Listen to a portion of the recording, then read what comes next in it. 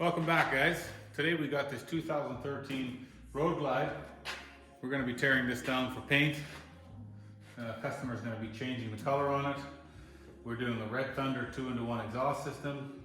We're doing a Thundermax EFI module, and we're doing Ohlins suspension for the rear and for the front, which is all being custom built by a friend of ours in California, Kevin.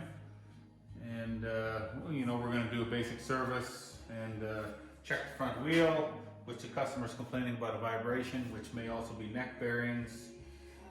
We're just going to go through it and check this bike out. So thanks for tuning in, and let's have a little fun. What we're going to do is completely strip off every piece that we're going to be painting on this bike.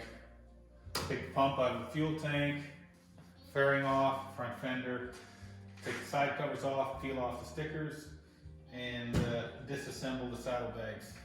When I'm taking bags apart, I like to split my two halves first. Because we got speaker grills here, we like to lay down a cloth so we don't scratch those. Then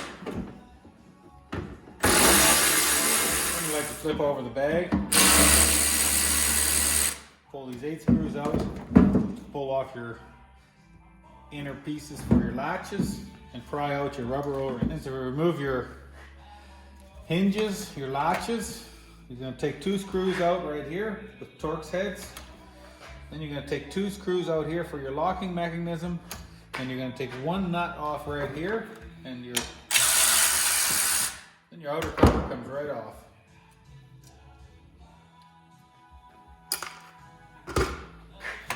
Then there's 5 Torx screws right here, and your latch will come off the lid that it's screwed into the steel inner plate that's threaded. 2 screws for your tether that holds your lid. In this case, we got 4 Robertson screws holding our 6x9 speaker in. The customer was complaining about insufficient sound quality, so we're going to inspect these 6x9 speakers. First thing you want to do is just lightly push down on the inside here. You can see that this speaker is not moving anymore, so that means the voice coil is seized in the magnet. So these speakers are junk. So now we want to take these reflectors out. We're going to try and save them to save the customer some money. They are scratched up a little bit, but most of the scratches is just in the paint, so the painter can sand that out. The way we're going to take these off is heat the back side up with a heat gun to loosen up the glue, and then we'll just pop them out. We've got these aluminum latches heated up good on the back side. I'm going to take a really small pick and slide it in between the reflector and the latch.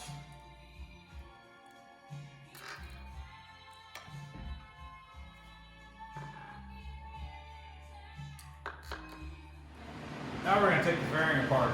First we're going to start by taking screws out of the windshield so we can carefully pull it off. And I like to take the 2 outer ones off and do the middle one last, so it's easier to hold and hang on.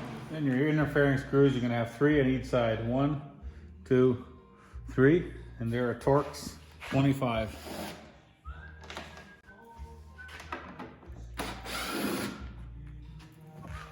Then you got to take these 2 bolts or nuts, however you want to take them out.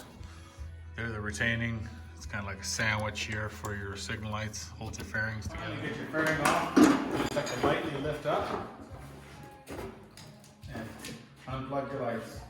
And to take the headlight out, first you want to take your plastic cover on the front off. And there's a clip here, clip here, clip here, and here. You just take a flat screwdriver and push down and forward at the same time, and that'll pop right out. Now when you have your fairing off, you want to have a quick look and assess the situation. Check your speakers again to see if they're scratchy. Any instrument bulbs that are not working, you're going to have to order some bulbs.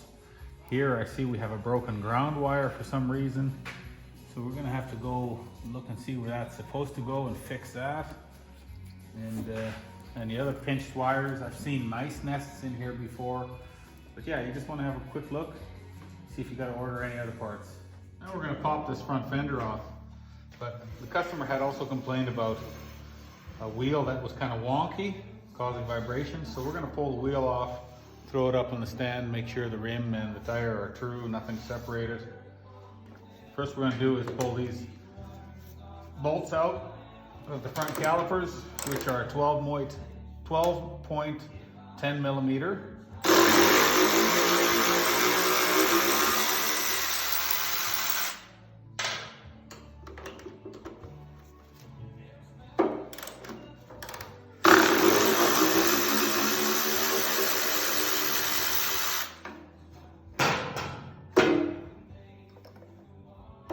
Carefully hang those out of the way for now. You don't want to turn your bars or you're going to wreck your lines. Your axle nut on the left side for 2013 is a 15/16. Spin it off. On the right side, you have two 1/2" pinch or 1/2" nuts, holding the pinch clamp on the bottom. It's a double safety feature. In case you get your nuts off, the axle still won't slide out. Now to get the retaining bolts out of your fender, you're going to have this locking tab here with the edges folded over so that the bolts don't come out on their own and cut your tire. You can see you have to take a flat screwdriver or a chisel or something. Just flatten those out. Now you can take your 4 1/2" bolts out. Easy way to check your wheel. Put it in a stand with a rod.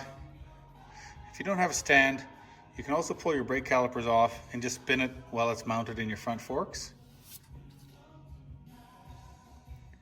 You can see there, that rim is not moving at all.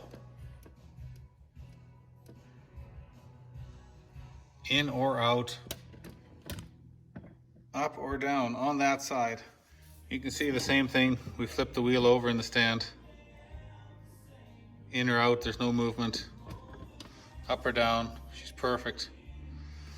So this tire on the manufacturer's date is also 6 years old, which by next summer will be 7 years old.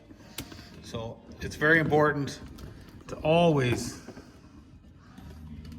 keep an eye on your tire dates. Tires dry out, the belts inside where they wrap around and come together will start to separate. Your rubber will start to crack, as this one has. Rubber gets hard. Take an elastic band and throw it on the concrete and see what happens to it after a few months. It gets dry, cracks, it's not sticky on the road anymore. And this one also, the seals are wet. So we're going to put new wheel bearings in this front wheel and a front tire. So now before we move our bike, we're just going to loosely hang these calipers back where they're supposed to be so the lines don't get wrecked. Now we're going to pop the fuel tank off, slide that collar up, pull your fuel line out, and you got two 1/2" bolts here, and you got a 1/2" bolt on the other side of your tank. Fuel tank's pretty straightforward to pull apart. 3/8 screw down here. There's a little Allen on the front here. And you pop your center console lid open, pull the cap out, and then you pull your center console off. You want to leave all your clips on there, just unplug off the main fitting here. Then you take a brass punch, just knock this loose. And your retaining ring for your fuel pump comes out. When you have the lid out, take a flat screwdriver and just pop the clip out. That holds the fuel filter on. Separate that. That's pretty dirty. Pull that all out. Now we're going to pull the rear fender off, but the exhaust is hanging off these bag supports, so we're going to pull the exhaust off anyways as we're going to replace that. Two bolts back here. One down here. And you can slide your D&D slip-on right off.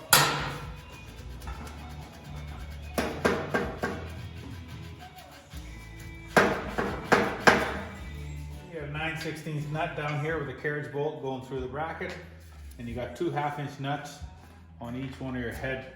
Save yourself some time. Just pull the Allen bolts out of your floorboard mounting brackets. Pull it out of the way. You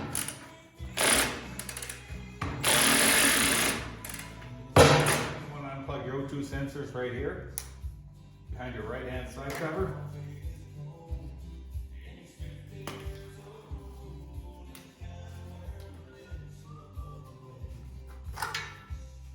And then cut all your zip ties so you can pull the pipe off.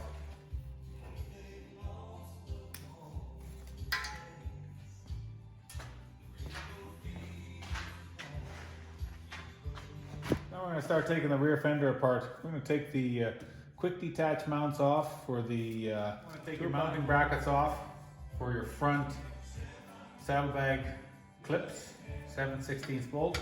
Then you're going to want to take your taillight out. 2 screws, unplug it, pretty simple.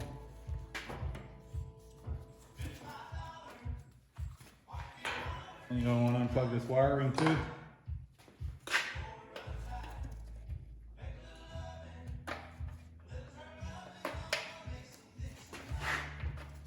It's my life, oh so right. Then you're going to want to take this Phillips screw out to hold the backing plate. You can pop both of your strut covers off. The left side might have a couple zip ties. And then we're going to take this rear fender skirt off. There's 3 nuts, both sides, and that'll come right off. Your filler panel's off with the light. You want to unplug it carefully.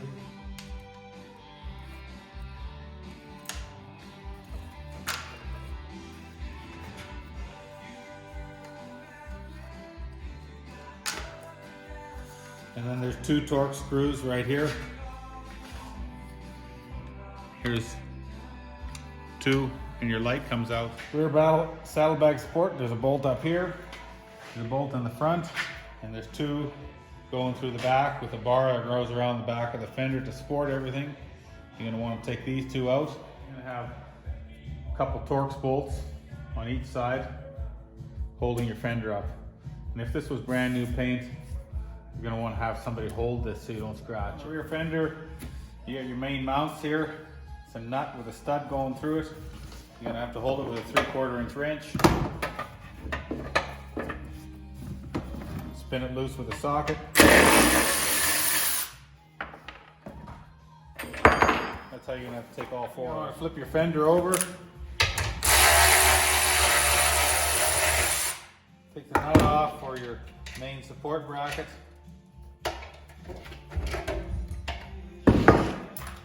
And take your 2 1/2-inch bolts out that hold your signal light brackets in.